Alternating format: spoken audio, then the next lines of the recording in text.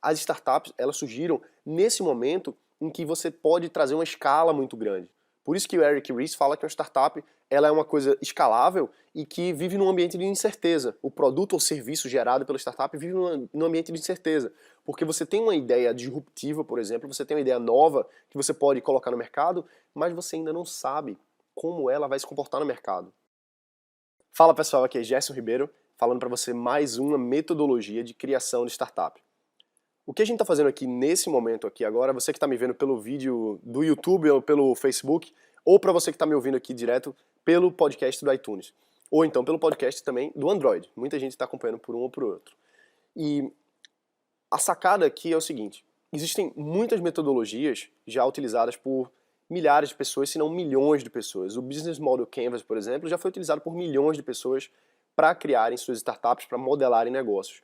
E o que eu vou falar aqui para você agora, talvez seja a principal metodologia de criação de startup que existe no mundo, que é o The Lean Startup, ou também em português chamado de startup enxuta. E o que acontece é o seguinte, a pessoa que mais divulgou esse conceito, quem criou esse conceito foi o Eric Ries, que ele é um cara que teve startup e hoje ele é um dos principais palestrantes, um dos principais consultores no mundo nesse assunto. E o Eric ele percebeu o seguinte, que quando ele tentou criar a startup dele utilizando metodologias de grandes empresas, não dava certo. Porque a startup é muito rápida, é muito ágil, e o que está na sua cabeça não é necessariamente o que o mercado quer, o que o mercado precisa. E como a gente vive hoje num mundo que tem internet, num mundo que tem celulares, smartphones, tablets, enfim, computadores, as coisas são muito rápidas, são muito ágeis. Hoje eu consigo falar com os meus amigos que são alemães, que moram na Alemanha, assim, é só mandar um WhatsApp para eles. Ou então pessoas que estão... Minha prima que mora no Japão, eu posso mandar um WhatsApp para ela, ela recebe na hora. Sara, que ela deve estar ouvindo isso aqui, ela acompanha também. Um abraço, Sara, para você e para todo mundo aí no Japão.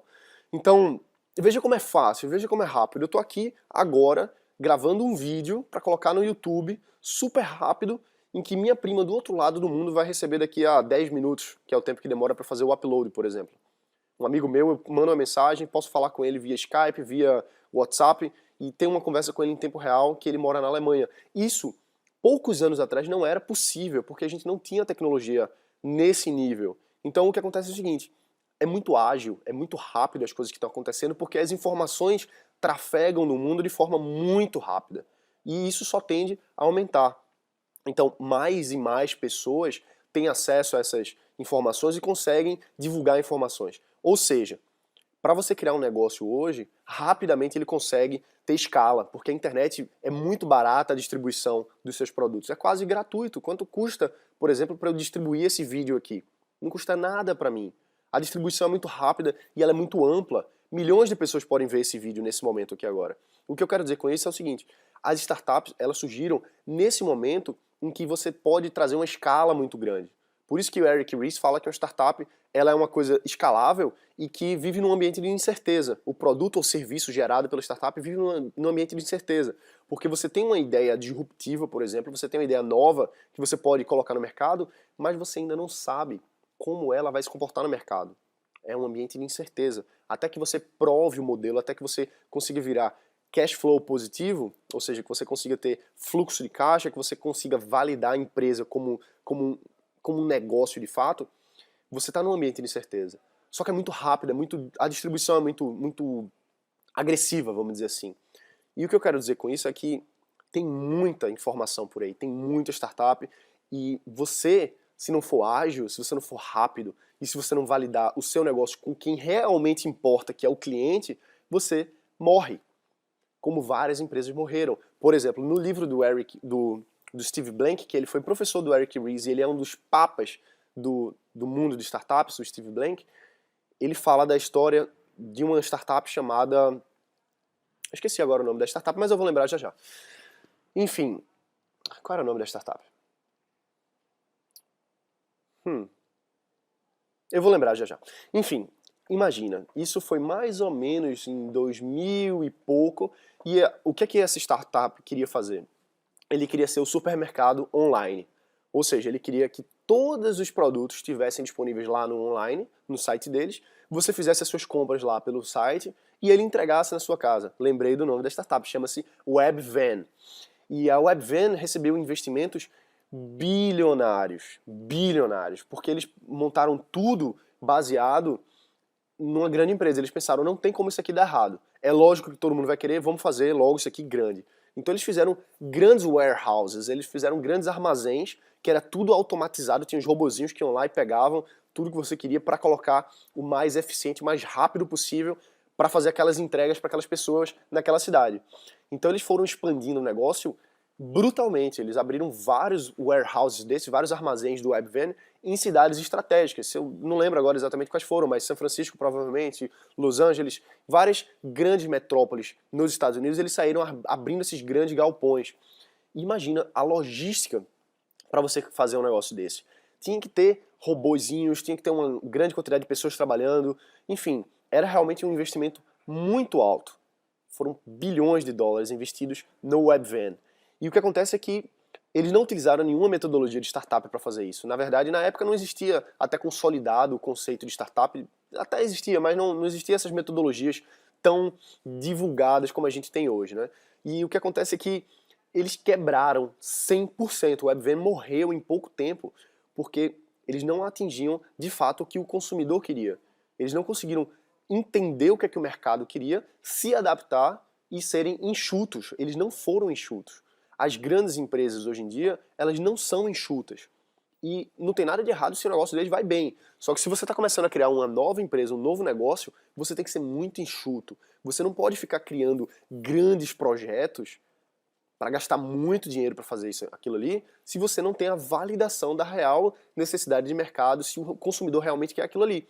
E o Lean Startup ele faz justamente isso. Ele se baseia em 3 passos, que é a gente chama isso de ciclo Build, Measure, Learn. É como se fosse um triângulozinho aqui, mas imagina um círculo aqui ao redor, tá? Como é que é? O Build é construir, o Measure é medir e o Learn é aprender. Então, imagina assim, eu vou criar uma grande startup de alguma coisa, tá? Em vez de criar o grande projeto, passar 12 meses desenvolvendo aquilo ali, eu vou fazer em 2 semanas ou menos um protótipo, um MVP, como a gente chama, que eu tenho outro vídeo aqui sobre MVP, dá uma voltada aí para trás nos vídeos aqui do YouTube ou então no podcast do iTunes que você vai encontrar. Enfim, você vai construir um mínimo produto viável, o mínimo que você consegue entregar para validar alguma hipótese que você tenha. Então você constrói aquilo, você entrega para os seus early adopters, eu também gravei um vídeo explicando sobre isso, dá uma voltada aí, um podcast também.